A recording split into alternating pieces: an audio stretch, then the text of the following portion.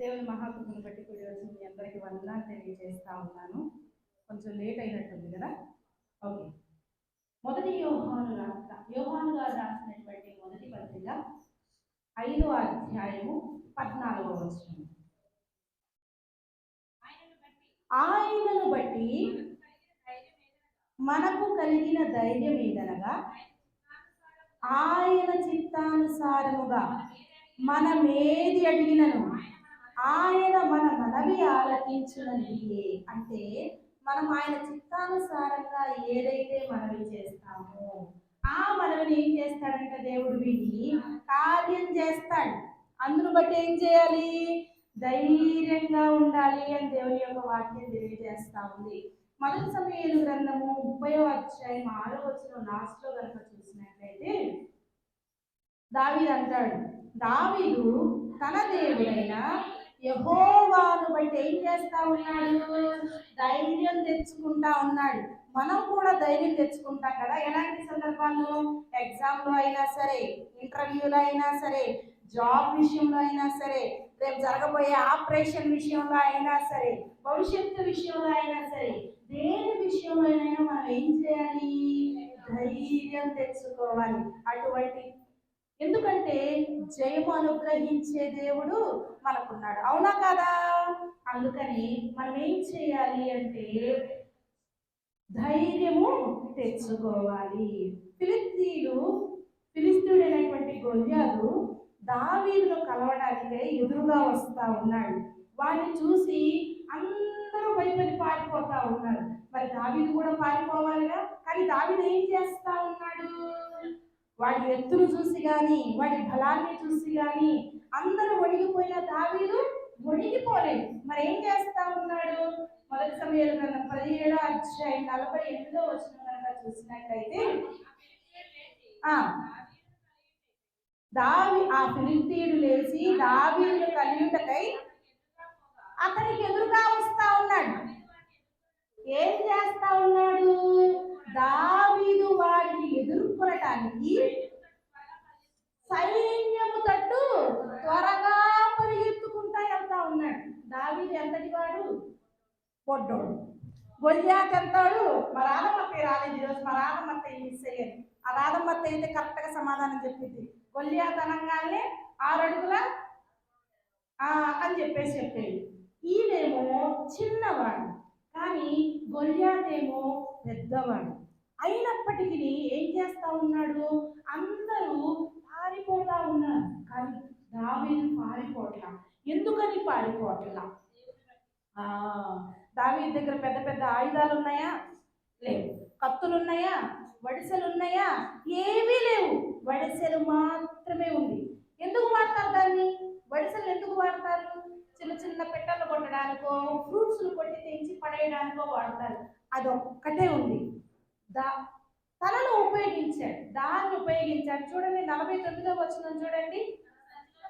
తన సంచిలో చేయి వేసి అందులో నుండి రాయి ఒకటి తీసి వడిసెలలో పెట్టి విసిరాడు, నుదుటి మీద కొట్టాడు.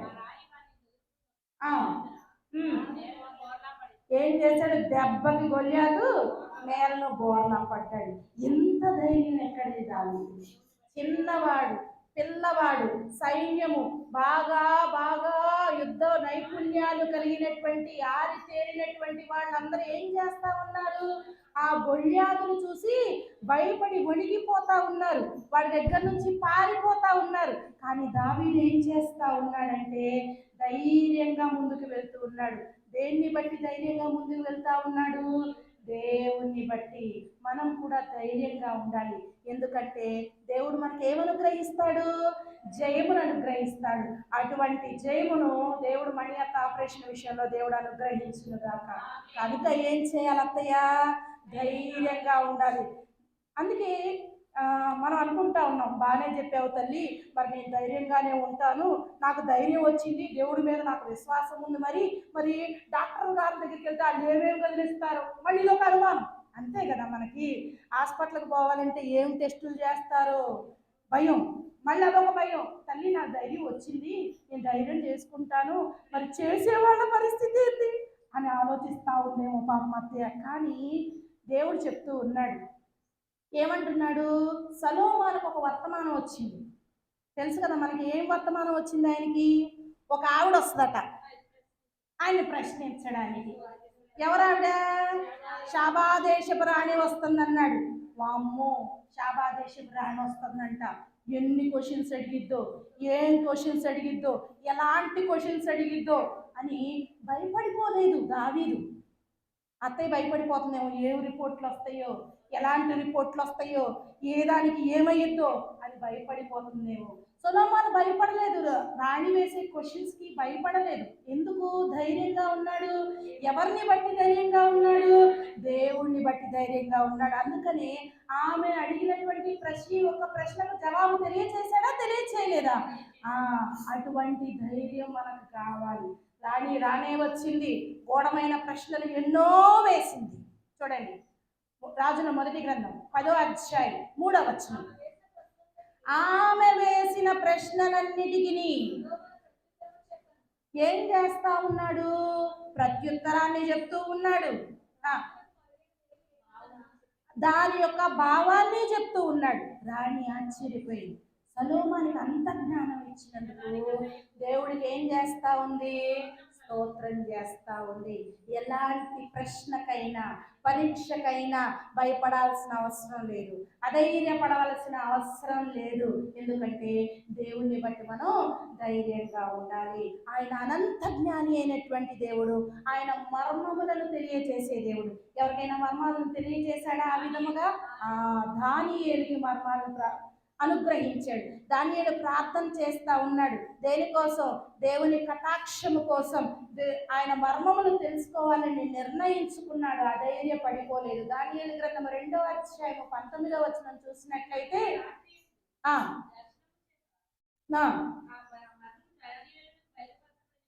రాత్రంతా వేడుకుంటూ ఉన్నాడు, దేవుని ప్రార్థిస్తా ఉన్నాడు. అందుకని దేవుడు ఏం చేస్తా ఉన్నాడంటే, రాత్రి దర్శనము చేత దేవుడు దానియేలుకు మర్మములను బయలుపరుస్తూ ఉన్నాడు. దానియేలు దేవుడు ఏం చేస్తూ ఉన్నాడు? స్తుతిస్తూ ఉన్నాడు. ఎందుకు అనగా 20వ వచనం చూడండి ఒకసారి. దేవుడు జ్ఞాన బలములు గలవాడు, యుగ యుగములన్నిటిలో దేవుని నామము స్తుతించబడును గాక. ఎలాంటి వాడట ఆయన? జ్ఞాన బలము కలిగిన వాడు. మనం అంటాం కదా, వైద్యులకు వైద్యుడు, పరమ వైద్యుడు ఆయన అన్నాడు అని అంటున్నామా అనమా? అటువంటి జ్ఞాన బలమును డాక్టర్లకు దయచేసి అతను మంచి ఆపరేషన్ చేసి దేవుడు వారికి జ్ఞానమును అనుగ్రహించును గాక. బాలుడైన దావీదుకైనా సరే, అతని కుమారుడైన సొలొమోనుకైనా సరే, దానియేలుకైనా సరే ఎందుకు వచ్చింది ధైర్యము? దేవుని బట్టే. ఇప్పుడు అత్తయ్య కూడా ధైర్యంగా ఉంటది. ఎందుకని? దేవుని బట్టి. మరి ఎలా ఉండాలమ్మా ధైర్యంగా? నాకు ధైర్యం ఎలా వస్తుంది? అందుకే అంటున్నాడు, దావీదు తన కుమారుడైనటువంటి సొలొమోనుతో ఈ విషయాన్ని చెప్తా ఉన్నాడు. ఏమని చెప్తూ ఉన్నాడంటే, మొదటి దినవృత్తాంతముల గ్రంథం 20వ అధ్యాయము 10వ వచనంలో దేవుడు ఈ రీతిగా తెలియజేస్తా ఉన్నాడు. యెహోవా నిన్ను కోరుకున్న సంగతి. మొదటి దినవృత్తాంతములు 28వ అధ్యాయం 10వ వచనం.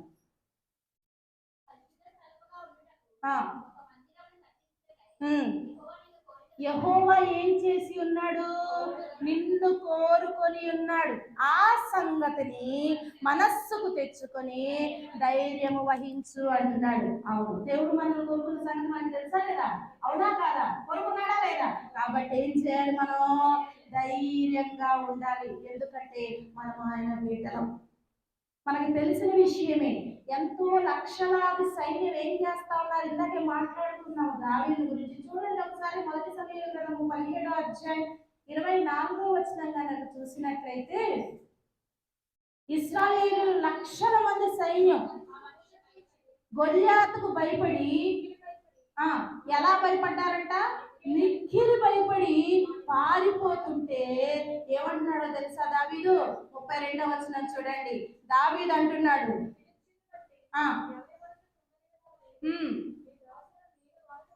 మీ దాసుడైనటువంటి నేను వారితో పోట్లాడేదను. ఎక్కడదయ్యా ఈ ధైర్యం? ఎక్కడి నుంచి వచ్చిందయ్యా ఈ ధైర్యం? 47వ వచనంలో దేవుని యొక్క వాక్యం తెలియజేస్తా ఉంది. యుద్ధము యెహోవాదే, మన పక్షముగా దేవుడు ఉన్నాడు కాబట్టి ఎలాంటి పరిస్థితులు అయినా మనం ఏం చేయగలిగి ఉండాలి? ధైర్యంగా ఉండాలి, ధైర్యం తెచ్చుకొని ఉండాలి అని దేవుని యొక్క వాక్యం తెలియజేస్తా ఉంది. హిజ్కియా రాజు తన జనులతో సైన్యంతో చెప్పిన మాట ఏంటది? చూడండి, 2వ దినవృత్తాంతం గ్రంథము 32వ అధ్యాయం 7వ వచనంలో దేవుడు ఈ రీతిగా తెలియజేస్తా ఉన్నాడు. భయపడకుడి, దిగులు పడకుడి, ధైర్యం విడవకుడి. మీరు సైన్యాన్ని చూసి భయపడవద్దు, విస్మయం పొందవద్దు. ఎందుకంటే అతనికి కలిగి ఉన్న సహాయము కంటే ఎక్కువైన సహాయము మనకు కలదు. అష్షూరు రాజుకు అతని సైన్యానికి ఎంతమంది వస్తా ఉన్నారు? 1,00,000 ఎంతమంది? 85,000 మంది వస్తా ఉన్నారు. అయితే ఆ సైన్యం ఎంత ఉన్నా సరే నీవు భయపడవలసిన అవసరం లేదు. ఎందుకంటే అతని కన్నా మనకి ఎక్కువ సహాయము కలదు. ఎందుకు? మన పక్షంగా యుద్ధం జరిగించిన వాడు ఎవరయ్యా అంటే దేవుడైన యెహోవా. కాబట్టి వారు జయము పొందుకున్నారు. మరి మనం నమ్మగలుగుతున్నామా? మన పక్షాన దేవుడు నివేచ్యమాడతాడు. అది ఎటువంటి పరిస్థితి అయినా, ఎటువంటి ఇబ్బంది అయినా యుద్ధము యెహోవాదే అని ముందుకు వెళ్ళగలుగుతున్నామా లేదా? దేవుని మీద నమ్మకం ఉంచగలుగుతున్నామా లేదా అనేది మనం చూసుకోవాలి. ఏం చెప్తూ ఉన్నాడు అంటే ఆయన, నీవు భయపడవలసిన అవసరం లేదు, దిగులు పడవలసిన అవసరం లేదు, నీ ధైర్యమును నీవు విడవవలసిన అవసరం లేదు, విస్మయముందు, భయపడవద్దు. ఎందుకంటే నీ పక్షముగా, నీకు సహాయముగా, సహాయం చేయడానికి ఎవరున్నారని దేవుని యొక్క వాక్యం తెలియజేస్తా ఉంది. దేవుడు మన పక్షాన ఉన్నాడు అని చెప్తూ ఉన్నాడు. మత్తయి సువార్త 9వ అధ్యాయం 2వ వచనం చూసినట్లయితే,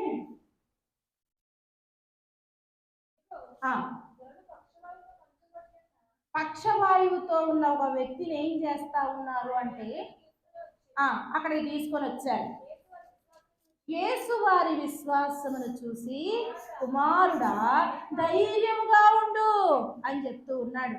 ఎందుకని ధైర్యంగా ఉండమని చెప్తూ ఉన్నాడు? ఆయన స్వస్థపరచగల శక్తి కలిగినటువంటి దేవుడు. ఆయన అంటూ ఉన్నాడు కదా, నేను పొందిన గాయముల వలన మీకు స్వస్థత. నీవేం చేయాలి? విశ్వసించాలి, విశ్వాసముతో అడగాలి. ఎలా అడగాలి? ధైర్యముగా. ఎందుకంటే ఆయన మీద ఆనుకుని, ఆయన యందు విశ్వాసం ఉంచి ధైర్యం కలిగి ఉన్నట్లయితే ఆయన ఏం చేస్తానని దేవుని యొక్క వాక్యం తెలియజేస్తా ఉంది, స్వస్థపరుస్తాడు. నడి సంద్రంలో చిక్కుపోయిన శిష్యులతో యేసు ప్రభు వారు చెప్తున్న మాట ఏమని చెప్తూ ఉన్నాడు? చూడండి, మత్తయి సువార్త 14వ అధ్యాయం 27వ వచనంలో దేవుడు తెలియజేస్తా ఉన్నాడు. ఏమంటున్నాడంటే, ధైర్యము తెచ్చుకొనుడి. ఎందుకు? నేనే ఉన్నాను, మీరు భయపడకుడి అని వారితో చెప్తూ ఉన్నాడు. ఎందుకని భయపడిపోతా ఉన్నారు? సమస్య వచ్చేసింది, గాలి వచ్చేసింది, పరిస్థితి ఎట్లా వెళ్తుందో తెలియదు, అద్దరికి చేరతామో లేదో అన్న ఇబ్బంది. అందుకనే చెప్తా ఉన్నాడు, మీరు భయపడాల్సిన అవసరం లేదు, ధైర్యం తెచ్చుకోండి నేనే అంటున్నాడు. అద్దరికి చేరుటకి ఇక భయపడవలసిన అవసరం లేదు. ఎందుకని భయపడవలసిన అవసరం లేదు? ఇప్పుడు ద్రోణిలోకి ఎవరు ఎక్కి ఉన్నారు? దేవుడు ఎక్కి ఉన్నాడు. ఇప్పుడు దాకా గాలి ఎగిసి పడింది, ఇప్పుడు ఏమైపోతుంది? ఇంతవరకు ఇబ్బంది పెట్టిన గాలి ఏమైపోయింది? అణిగిపోయింది. వారు ఒడ్డున చేర్చబడినారు. కాబట్టి రాబో వాటిని బట్టి కానీ, జరుగుతున్న వాటిని బట్టి కానీ, జరగబోతున్న వాటిని బట్టి కానీ భయం పడవలసిన అవసరం లేదు. ఏం చేయాలి? మనం ఏం చేస్తాము? ధైర్యపడకుండా భయం కలిగి మనుషులు, అందుకే అంటాడు కదా, మనుషులు ధైర్యం చెడు ఏమైపోతారంట? కూలిపోతారు అని వాక్యం చెప్తా ఉంది. ఒక ఎగ్జాంపుల్, ఒక పాము ఒక కప్ప 2 అనుకున్నాయంట. ఒక మనిషి వెళ్తా ఉన్నాడు, నేను విషపూరితం అంటే నేను విషపూరితం అని 2 పోటీ పెట్టుకున్నాయంట. రెండు పోటీ పెట్టుకుంటే కప్ప అందంట, సరే నువ్వు విషపూరితము నేను విషపూరితము తేల్చుకున్నాం, ఎవరు తొందరగా చచ్చిపోతాడో అన్నంట. అయితే పాము ఆ మాట అంటే కప్ప దానికి సమాధానం అంటుందంట, ఏమని? నేను కరిచిన వాడి వైపు నువ్వు కనిపించు, నువ్వు గరిచిన వాడి వైపు నేను కనిపిస్తా. కప్పందంట పావుతో, నేను ఒక మనిషిని కలుస్తా, కప్ప కరిసిన వాడి వైపు పావు కనిపించాలి, పావు కరిసిన వాడి వైపు కప్ప కనిపించాలి. ఎవరు ఎవరి వైపు చూసి చచ్చిపోతారు? పావు చూసిన వాడు చచ్చిపోతాడు, కానీ కరిసింది ఎవరు? కప్ప. మరి ఎందుకు చచ్చిపోయాడు? కప్ప విషపూరితం కాదు కదా. అందుకే బైబిల్లో 365 సార్లు ఏమి రాయబడింది? భయపడకూడదు. అంటే రోజు మనం భయపడుతూనే ఉంటాం. అందుకే ఆయన చెప్తూ ఉన్నాడు ఆయన వాక్యం ద్వారా, మీరు భయపడవలసిన అవసరం, రోజు ఆయన పట్టుకొని మాట్లాడుకోండి, భయపడకండి భయపడకండి, ఎన్ని రోజులు ఉంటే అన్ని రోజులు భయపడకండి అని వాక్యం చెప్తున్నాడు. ఎందుకు? ధైర్యం కలిగి ఉండండి. మీ పక్షాన మీ కార్యాలు జరగాలంటే మీ పక్షాన యుద్ధం చేయవాడు ఎవరు? యెహోవాయే. సో కాబట్టి నువ్వు ఎంత ధైర్యంగా లేకుండా ఎంత భయపడుతూ వెళ్ళిన ప్రయోజనం ఏమైనా ఉన్నదా? లేదు. కానీ ధైర్యంగా వెళ్ళి చూడు, ఎటువంటిదైనా సరే నీకేమవుతుంది? నయం అయిపోతా ఉంది. ఒక డాక్టర్ గారు అన్నారంట, ఆ దగ్గర ఏమీ రోగం లేదు, పద్దాకలు వచ్చి ఒంటి నిండా రోగం డాక్టర్ గారు నాకు ఏదైనా మందు ఇవ్వండి, ఒంటి నిండా రోగం డాక్టర్ గారు నాకు ఏదైనా మందు ఇవ్వండి అని అడుగుతూ ఉందంట. డాక్టర్ గారు అన్ని పరీక్షలు చేసి ఎప్పుడు చేసినా ఆమెకి ఏది రావట్లేదు, కానీ ఈమెం ఇట్లా మాట్లాడుతుంది అని చెప్పి ఆలోచించి ఆయన అన్నాడంట, అమ్మ నేను ఒక కొత్త మందు కనిపెట్టాను. ఏం కనిపెట్టాడంట? కొత్త మందు కనిపెట్టాడంట. ఇప్పుడు నేనేం చేస్తానంటే నీ మీద ట్రైల్ వేస్తా, అయితే నువ్వు నమ్మాలా, నమ్మితే నీకు బాగుంటుందమ్మా, నీకు నయమైపోయింది అన్నాడంట. ఏదో కొత్త ముందంట నా మీద ప్రయోగం చేస్తున్నాడు, బాగుంటుంది, నేను తొందరగా రివైవ్ అయిపోతానని చెప్పేసి సరే అని చెప్పేసి ఇవ్వండి డాక్టర్ గారు అని ఇచ్చాడంట. రోజు పొద్దున ఒకటి సాయంకాలం ఒకటి వేసుకోమ్మా, దీన్ని ఇప్పి చూడమని ఒక పొట్టంలో గట్టించిందంట. రోజు పొద్దున్న సాయంకాలం వేసి వారం రోజుల తర్వాత వచ్చి డాక్టర్ గారు నాకు చాలా బాగుంది డాక్టర్ గారు అందంట. మళ్ళీ రెండో వారం వచ్చిందంట, డాక్టర్ గారు నాకు సగం కంటే ఎక్కువ నయమైపోయింది అందంట. నెల అయిపోయేటప్పటికి అసలు రావే లేదు డాక్టర్ గారు, నేను చాలా హెల్తీగా ఉన్నాను డాక్టర్ గారు అని చెప్పిందంట. పక్కన చూస్తున్న నర్సుకి ఈ విషయం అర్థం కాలేదంట.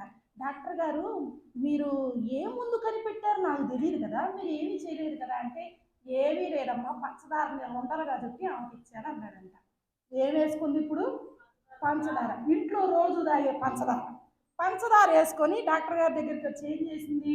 నాకు తగ్గిపోయింది. ఒకటి, మనము ధైర్యంగా ఉండాలి. రెండు, మనం విశ్వాసంగా ఉండాలి. ఎందుకంటే దేవుడు మన పక్షాన కార్యం చేస్తాడు. ధైర్యము లేకపోయినా విశ్వాసము లేకపోయినా కార్యం అనేది జరగదు. నీ విశ్వాసమే. పక్షవాయువు గలవాడితో కూడా ఏమన్నాడు? భయపడకు, యేసు వారి విశ్వాసమును చూచి కుమారుడా ధైర్యంగా ఉండు అని స్వస్థపరిచాడు. ఎప్పుడైతే ఆయన మీద విశ్వాసం కలిగి ఆయన నాకు కార్యం చేస్తాడని మనం నమ్మినట్లయితే దేవుడు ఏం చేస్తాడు? మన పక్షాన గొప్ప అద్భుతమైనటువంటి కార్యాన్ని చేస్తాడు. 12 సంవత్సరాల నుంచి ఇబ్బంది పడతా ఉంది. ఎట్లా ఇబ్బంది పడతా ఉంది? ఆస్తినంతా పోగొట్టుకుంది, వెలివేయబడే స్థితి ఆమెది. కానీ ఏమని విశ్వసించింది? ఆయన వస్త్రపు చెంగును ముట్టినా చాలు నేను స్వస్థపడుదును అని అనుకుని ఆయన ముట్టగానే ఏమైంది? ఆమె రక్తధార కట్టింది. ఎందుకంటే ఆయనలో నుంచి ప్రభావము వెడలి ఆమెలోనికి ప్రవేశించింది కనుక ఆమె స్వస్థత పొందింది. దేనివల్ల? ఆమె విశ్వాసము, నమ్మకము. ఆయన పట్ల ఆమె ధైర్యం కలిగి ఉంది. చివరిగా నా ధైర్యం ఏంటంటే యెహోవా అనుకొని ఆయన దగ్గరకు వచ్చింది, పట్టుకున్నది, స్వస్థత పొందింది. అందుకనే అంటాడు, హృదయము అధైర్యపడకుండా ఉంటే కీర్తనకారుడు అంటాడు చూడండి, 40వ అధ్యాయము 12వ వచనంలో మనం చూసినట్లయితే ఎట్లా ఉందంట ఆయన హృదయము? అధైర్యపడిపోయి ఉన్నది. నా హృదయం ఏం చేస్తా ఉంది? అధైర్యపడిపోతా ఉంది. దేవుని మీద ఆనుకొని లేదు. దేవుని మీద ఆనుకొని లేకపోతే హృదయానికి అధైర్యం వచ్చేస్తుంది. మనం ధైర్యం కలిగి జీవించాలి అంటే ఏం చేయాలి? హృదయాన్ని ఆయన పట్ల, ఆయన వాక్యాన్ని మనం ఉంచుకోవాలి, విశ్వాసం కలిగి ఉండాలి, ధైర్యం కలిగి ఉండాలని దేవుని యొక్క వాక్యం తెలియజేస్తా ఉంది. 2వ దినవృత్తాంతముల గ్రంథం 15వ అధ్యాయం 1వ వచనం ఒకసారి చూడండి. ఆ కాలంలో దేవుని యొక్క ఆత్మ ఆ కాలంలో దేవుని యొక్క ఆత్మ ఏం చేస్తా ఉందంటే అజర్యా మీదకి రాగా ఆసానుతో చెప్తున్న మాట ఏమని చెప్తున్నాడు? 7వ వచనం చదువు ఒకసారి. మీరు ఎలా ఉండకూడదు? మీరు బలహీనులు కాక ధైర్యం వహించండి. ఎందుకని? మీ కార్యము సఫలమగును అంటూ ఉన్నాడు. అటువంటి మరి అతను చేయబోయే కార్యము దేవుడు సఫలపరచును గాక. ఎందుకంటే దేవుడు మన పక్షముగా ఏం చేయబోతా ఉన్నాడు? కార్యము చేయబోతా ఉన్నాడు. కీర్తన గ్రంథము 138వ అధ్యాయం 8వ వచనం కనుక చూసినట్లయితే, యెహోవాయే నా పక్షమున కార్యం చేస్తాడు. ఆయన కార్యం చేస్తాడు అంటే నీవు నేను చేయవలసిన పని ఏంటి? ధైర్యంగా ఉండాలి, ఇంకా నమ్మకంగా ఉండాలి, విశ్వాసంగా ఉండాలి, ప్రార్థించాలి. నా మాట రాలేదు, నేను అనుకున్న మాట రాలేదు, ఇవన్నీ కరెక్టే, కానీ ఇంకో విషయం ఉంది, బలమైన విషయం ఉంది. యెషయా గ్రంథం 64వ అధ్యాయం 4వ వచనం కనుక చూసినట్లయితే, ఏం చేయాలి అట?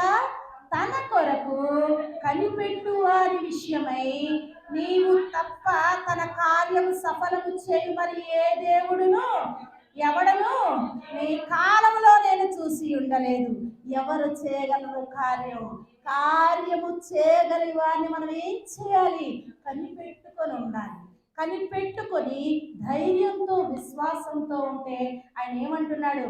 నీవు తప్ప తన కార్యము సఫలము చేయు మరి ఏ దేవుడు ఏ కాలంలోనూ చూసి ఉండలేదు. అంటే అంత గొప్ప దేవుడు మనకున్నాడు కాబట్టి మనం ఏం చేయాలి?